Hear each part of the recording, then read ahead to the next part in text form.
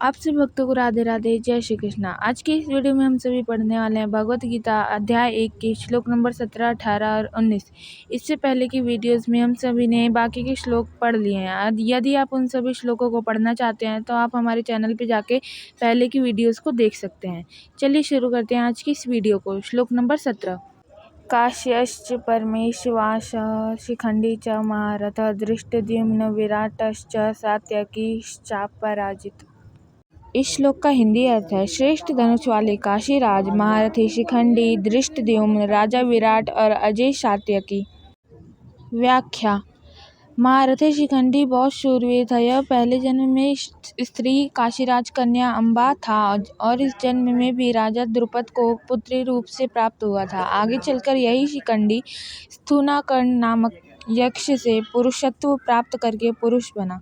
भीष्म जी इन बातों को जानते थे और शिखंडी को स्त्री ही समझते थे। इस कारण वे इस पर बाण नहीं चलाते थे। अर्जुन ने युद्ध के समय इसी को आगे करके भीष्म जी पर बाण चलाए, उनको रथ से नीचे गिरा दिया। अर्जुन का पुत्र अभिमन्यु बहुत शूरवीर था। युद्ध के समय इसने द्रोणा निर्मित चक्रव्यूह में घुसकर अपने पराक्रम से बहुत से वीरों का संहार कर दिया। अंत में कौरव सेना के 6 महारथियों ने इसको मिलकर अन्यायपूर्वक घेर कर इस पर अस्त्र शस्त्र चलाए। दुशासन पुत्र के द्वारा सिर पर गदा का प्रहार होने से इसकी मृत्यु हो गई।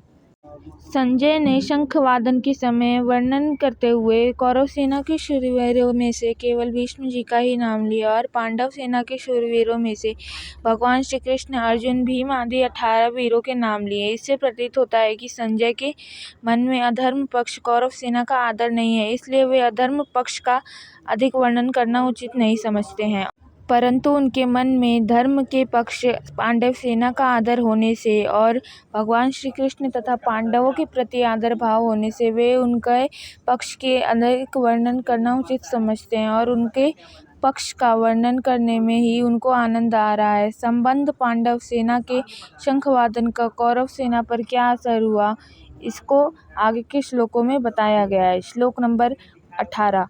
द्रुपदौ द्रौपदेयाश्च सर्वस्य पृथिवीपते सौभद्रश्च महाबाहु शंखनादमौ पृथक पृथक। इस श्लोक का हिंदी अर्थ है, हे राजन, राजा द्रुपद, द्रौपदी के पुत्र और महाबाहु सौभद्र, अभिमन्यु, इन सब ने अलग अलग शंख बजाए हैं। व्याख्या। इन श्लोकों में उन महारथियों के नाम हैं जिन्होंने अत्यंत उत्साह के साथ बारंबार प्रचंड ध्वनि से शंखनाद किया। भीष्म पितामह के धराशायी होने में शिखंडी कारण थी। सात्यकी भी पांडव सेना में एक महारथी थी। यहाँ पृथ्वीपते यह संबोधन धृतराष्ट्र के लिए प्रयुक्त है।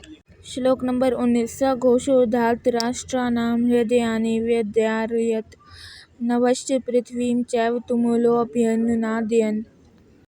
हिंदी अर्थ, वह भयंकर घोष आकाश और पृथ्वी पर गूंजने लगा और उसने धृतराष्ट्र के पुत्रों के हृदय विदीर्ण कर दिए।